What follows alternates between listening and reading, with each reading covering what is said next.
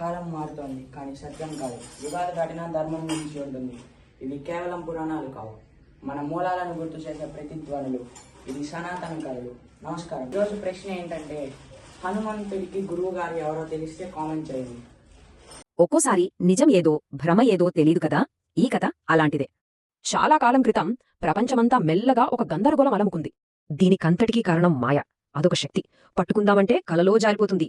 ఈ తేడాని హనుమంతుడు పసిగట్టాడు. వెంటనే దాని మూలాన్ని వెతకడం మొదలుపెట్టాడు. ఆ ప్రయాణంలో కొండలు దాటాడు, సముద్రాలు ఈదాడు, దారులు మాయమయ్యే ఒక అడవిలోకి వెళ్లాడు. అయినా సరే హనుమంతుడు దేనికి చలించలేదు. అతని భక్తే అతనికి రక్షణ కవచంలా నిలిచింది. ఆ అడవిని దాటగానే గాల్లో తేలియాడుతున్న ఓ నగరం, అదే మాయానగరం. నగరంలోకి వెళ్లగానే మాయా తన పరీక్ష మొదలుపెట్టింది.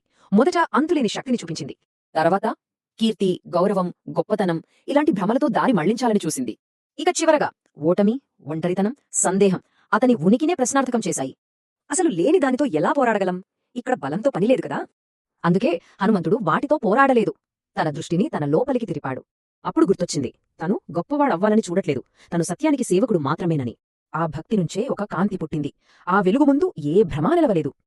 ఎప్పుడైతే హనుమంతుడు ఎదిరించడం మానేశాడో ఆ భ్రమలన్నీ వాటంతట అవే మాయమయ్యాయి. అప్పుడే తెలిసింది, మాయా శత్రువు కాదని, అదొక గురువు అని. హనుమంతుడు ఆ పాఠం నేర్చుకోగానే మాయ కూడా తన మాయని ఆపేసింది. ఆ నగరం మాయమైంది. లోకంలో మళ్లీ అంతా సర్దుకుంది. హనుమంతుడు నిశ్శబ్దంగా వెళ్ళిపోయాడు. అక్కడ మిగిలింది జ్ఞానం మాత్రమే. భక్తి, జ్ఞానం కలిస్తే ఏ మాయ అయినా ఓడిపోవాల్సిందే. మరి మనం రోజూ ఎదుర్కొనే మాయలేంటి?